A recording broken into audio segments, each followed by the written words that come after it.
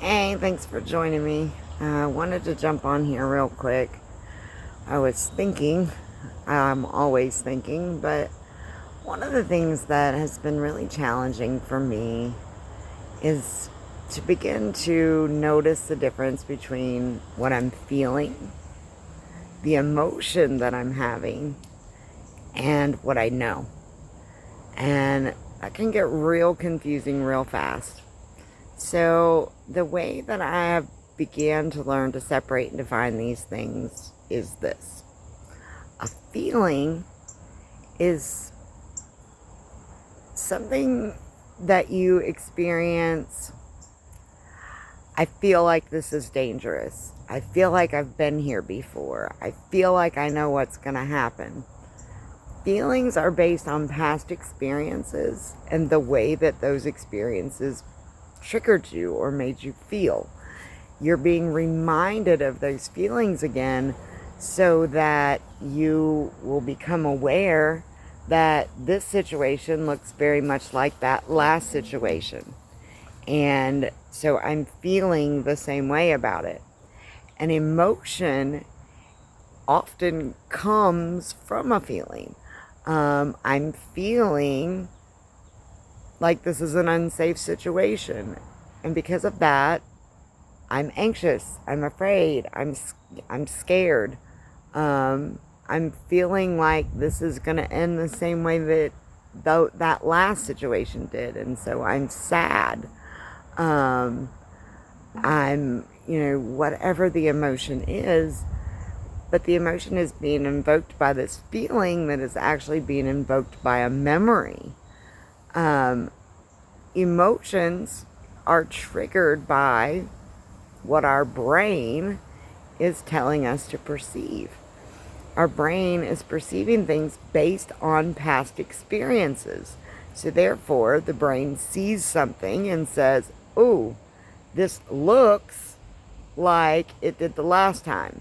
And then it sends out all these signals. So now the body goes, "Oh, this feels like it did the last time."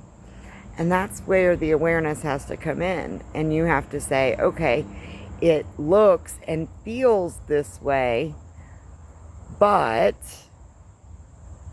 now in this present moment,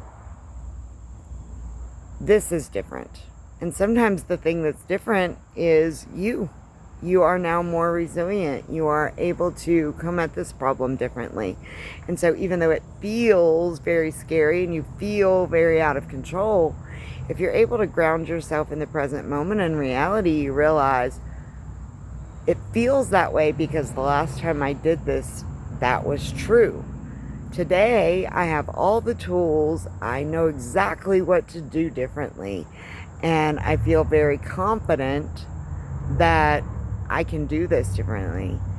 And when I do successfully do it differently and I acknowledge that, my brain then begins to change the way that it's programmed around these sorts of situations. Now, with all that being said, there's another element that we need to look at, and that's the intuition. That's that knowing. And often we get very confused with that feeling that comes from the brain and the knowing or the wisdom that actually comes from the heart, which comes from being open to have learned from the experience and then to be able to move from a place of confidence in the moment. This is a tough one and we get stuck with it. And the best advice I'm able to give at this moment is sit with it and begin to notice when it's a triggered response from a feeling. This is how I notice and what I notice and what it looks like for me. At least that's the evidence that I can base. When it is intuition, it feels this way and it looks this way. And you'll begin to create a knowing within yourself the difference between when you're having a feeling based on a past experience versus an intuition that says do it this way. and you follow your gut. This is another one of those slippery slopes, and I'm trying every day to address one. You know, where are those places where it's just a minor change in perspective? It's a misperception. Can we back up and look at it a little differently? Can we make that connection for ourselves in a way that creates a different experience, that creates a different response from ourselves, that allows us to be successful, and that in turn feeds our success rather than our constant tripping over the same blocks over and over again. That has been the challenge of the last 20 years for me.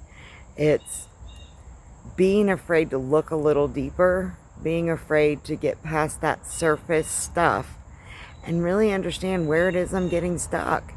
And then take full accountability for, oh shit, I didn't know how to do it.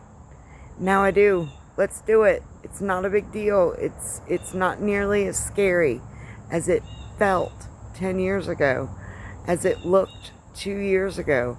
I have a new perspective. I have a new way of understanding and interpreting myself and responding to those things. This is all just building empowerment within us and helping us to really understand how we tick. And then from understanding how we each individually tick, we can create a new experience. I hope that what I've said is helpful. I know it's certainly been helpful to me, and I would like to think that others may be able to at least use it as a building block as they begin to discover some of these things for themselves and to really dig deeper. Thank you again, as always, for being here with me, for doing your work. I look forward to next time. Namaste.